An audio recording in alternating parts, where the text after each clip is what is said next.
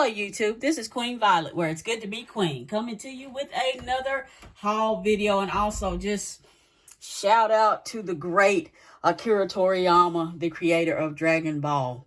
I love that show. The first time I ever saw it, it was early one Saturday morning on CBS before it came to Fox. And it came on at 5:30, and I somehow or another caught it. And I could tell when the theme song music, if anyone remembers, the beginning music had the guitar that was really cool, and they were like Dragon Ball Z, and it was really cool. And nobody knew about Dragon Ball where I lived, but there was very little at the stores. But what I got, I hung on to. I have these very tiny action figures. Yamcha from the original Dragon Ball, Bulma, the grand manipulator of the poor, naive Goku. I tell you what, I never did like her.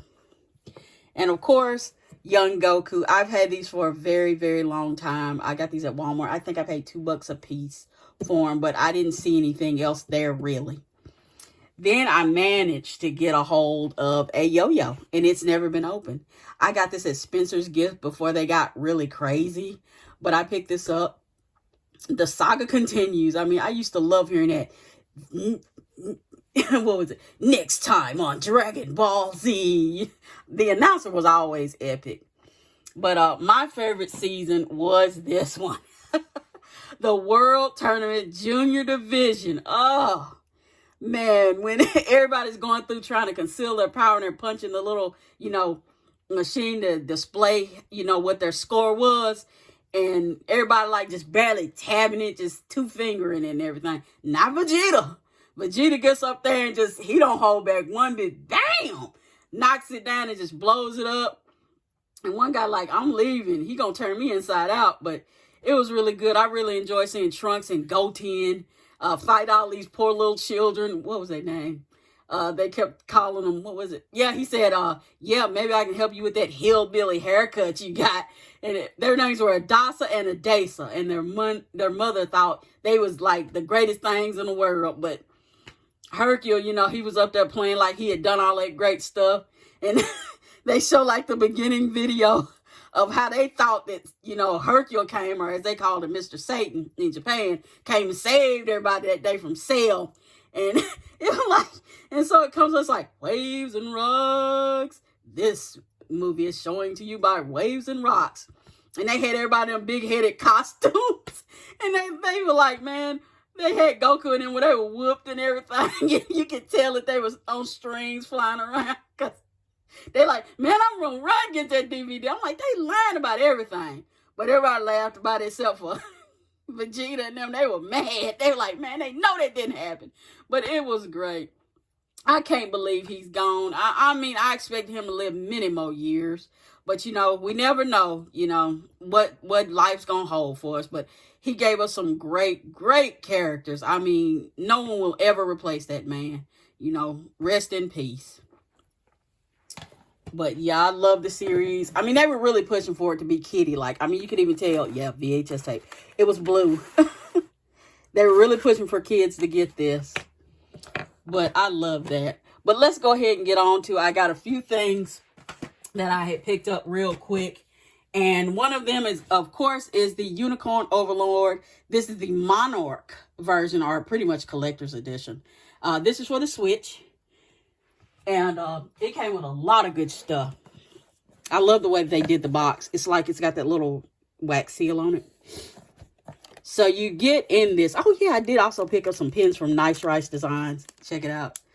Tina and Tammy from Bob's Burgers, but they're dressed as Jim and Pizzazz from Jim and the Holograms. I thought that was so funny when I saw it. So in this, you get the game, which I haven't played yet. I haven't been able to. Had family issues to come up. Somebody was in the hospital, and we're trying to get them straightened back out, Lord willing. So we're doing that right now, so I haven't had time to play anything. Soundtrack. I love this long box that they did for the soundtrack. You get two CDs in here. One is red and the other is blue. And it's a total of 20 songs for 10 each on each CD. Then you get a really nice art book. I mean, real nice. I wish it was bigger, but I like it. I mean, Vanillaware has beautiful, beautiful artwork. You know, like Dragon's Crown. Oh, I love Dragon's Crown. Then you get a card game, which I'm not going to be playing. I'm not even going to open this. But they really went all out. The only thing that could have made it better is if they also gave you, if you bought day one, you got like 3 free DLC items in the game. But let's go ahead and get into some of the things I bought. Number one, I picked up the Eiyuden Chronicles Rising with the new 100 Heroes coming out. I believe you might want to be picking that game up as a prequel to what's coming up next. It's cheap right now. I think I paid $25 for it. So I had gotten, let's see, where is it? Yeah, I picked that one up. Real cheap right now if you want to get it.